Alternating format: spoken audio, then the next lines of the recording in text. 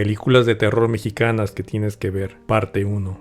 Hasta el viento tiene miedo, año 1968, director Carlos Enrique Taboada. La decisión de un alma en pena de posesionar a un estudiante aterroriza un internado de señoritas. El libro de piedra, año 1969, director Carlos Enrique Taboada. La pequeña Silvia es hija del acaudalado Eugenio Rubalcaba, quien le contrata a una institutriz para cuidarla. Desde ese entonces, la niña se comporta muy raro. Hice jugar con Hugo, una estatua de piedra de un niño que lee un libro. Parece un juego infantil, pero es una macabra obsesión. Más negro que la noche, año 1975, director Carlos Enrique Taboada. 3 hermosas mujeres se trasladan a una vieja casona, heredada por la tía de una de ellas, y presencian cosas extrañas. La tía solo les encarga que cuiden a su amado gato negro. La Llorona, año 1933, director Ramón Peón. La leyenda de la mujer engañada por su amante, que por despecho asesina a su hijo y luego se quita la vida. La maldición de la Llorona, año 1961, director Rafael Valedón. Una joven pareja de recién casados llega a una vieja mansión, cuya dueña es la tía de la esposa, una malévola viuda. Películas de terror mexicanas que tienes que ver, parte 2. La tía Alejandra, año 1979, director Arturo Ripstein. La vida de una familia cambia cuando llega la tía Alejandra a vivir con ellos. Ella comienza a destruir a la familia, hasta provocar la muerte de un niño y de su sobrino. También causa un incendio para acabar con todos. Santa Sangre, año 1989, director Alejandro Jodorowsky. Fénix, el hijo traumatizado de un lanzador de cuchillos y un artista del trapecio, termina ingresado en un hospital psiquiátrico, cuando una tragedia golpea a su familia. 8 años después, Fénix se reencuentra con su madre. El varón del terror, año 1961, director Chano Ureta. Una víctima de la Inquisición del siglo XVII regresa 300 años después como una bestia devoradora de cerebros. El escapulario, año 1968, director Servando González. Un cura asiste a una moribunda, quien le entrega un escapulario y le cuenta la vida de 2 de sus 4 hijos. Macario, año 1960, director Roberto Gabaldón. Nominaciones: Premio Internacional Samuel Goldwyn, Premio Oscar a la mejor película extranjera. Si bien esta película no es considerada de terror, pero vale mucho la pena mencionarla por la calidad de la misma. Macario es un campesino muy pobre que anhela una buena comida al Día de los Muertos. Cuando su mujer le cocina un pavo, se le aparece la misma muerte y le pide que comparta su comida, a lo que Macario accede a hacer un pacto con ella. Películas de terror mexicanas que tienes que ver, parte 3. Satánico Pandemonium, año 1975, director Gilberto Martínez Solares. En un convento la hermana María sufre las apariciones del diablo en forma de hombre que la tienta. Poco a poco irá sucumbiendo y cometerá diversos actos pecaminosos, mientras que el sexo y los actos blasfemos empezarán a dominarla. Pronto María irá pervirtiendo a las demás monjas. La momia azteca, año 1957, director Rafael Portillo. Un científico descubre por medio de hipnosis a una momia que vigila las joyas de un dios azteca por toda la eternidad. La cabeza viviente, año 1963, director Chano Ureta. Un grupo de arqueólogos liderados por el profesor Müller hallan la tumba de Acatl, un antiguo guerrero azteca. Pero la cabeza del arcaico guerrero, que está perfectamente conservada, intentará castigar a los sacrílegos académicos. Alucarda, la hija de las tinieblas, año 1977, director Juan López Moctezuma. La historia sigue a una joven quien después de la muerte de sus padres llega a un convento. Ahí encontrará a una mejor amiga en Alucarda, su compañera de cuarto, pero también conocerá a las fuerzas del mal que intentan pervertirla y alejarla de Dios. Vacaciones del terror, año 1989, director René Cardona. La herencia de una casa de campo cambiará la vida de una familia. Una serie de maleficios se hacen realidad cuando Gaby, la hija pequeña de la familia, encuentra una muñeca la cual resulta estar poseída por el espíritu letal de una bruja malévola. Si bien no es la mejor película mexicana de terror, pero sí es la única en la que podemos ver volando a Pedrito Fernández. Películas de terror mexicanas que tienes que ver, parte 4. Ladrón de cadáveres, año 1957, director Fernando Méndez. En el ambiente de la lucha libre se suscita una serie de eventos misteriosos relacionados con la desaparición de algunos cadáveres. La policía infiltra a Guillermo Santana, convertido en el enmascarado vampiro, como cebo para atrapar al ladrón.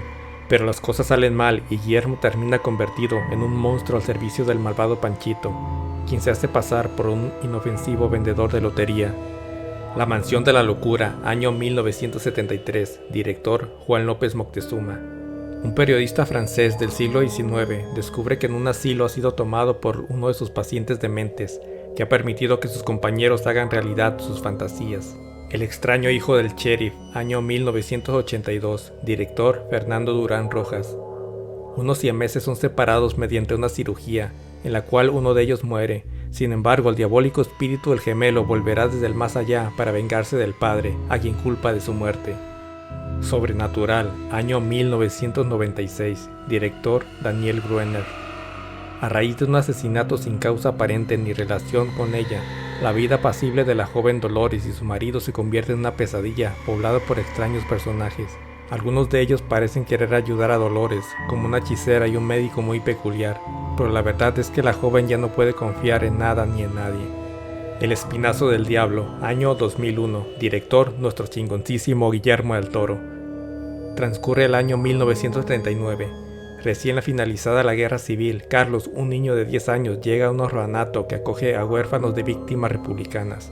Su presencia alterará la rutina diaria del colegio dirigido por Carmen y cuyo profesor, el señor Casares, simpatiza con la pérdida de la causa republicana.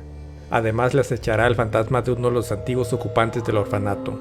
Películas de terror mexicanas que tienes que ver. Parte 5. La invención de Cronos, año 1993. Director Guillermo del Toro. Cronos es un artefacto creado por un alquimista medieval, en cuyo interior se encuentra instalado un insecto, que se alimenta de sangre y tiene el poder de ofrecer la eterna juventud. Película de Guillermo del Toro, muy premiada y con buenas críticas. Dos monjes, año 1934. Director Juan Bustillo Oro. En un monasterio del siglo XIX, dos monjes se enfrascan en una pelea. Al ser llamados a confesión, cada uno relata una versión diferente de la misma historia, en la que el único elemento en común es una mujer de la que ambos estuvieron enamorados. Si bien no es una película que digamos de terror, tiene elementos oscuros que hacen muy interesante la trama. La noche de los mil michis, año 1972, director René Cardona Jr.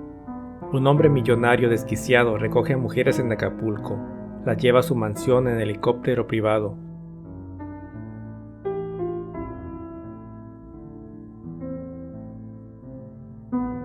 Tratando de mantenerlos siempre hambrientos. Misterios de la magia negra, año 1958, director Miguel Delgado. Una maga escénica ofrece un espectáculo que está causando sensación en la ciudad. Una noche acude a verlo al teatro un viejo profesor de arqueología, que además es gran especialista en la historia de la magia, la brujería y los rituales antiguos. El profesor queda asombrado porque la maga da muestras de conocer ciertos encantamientos arcanos y fórmulas mágicas perdidas. Intentará descubrir algo más sobre ella. Misterios de Ultratumba, año 1959, director Fernando Méndez. Dos doctores se prometen que el primero que muera regresará para contarle al otro los secretos del más allá.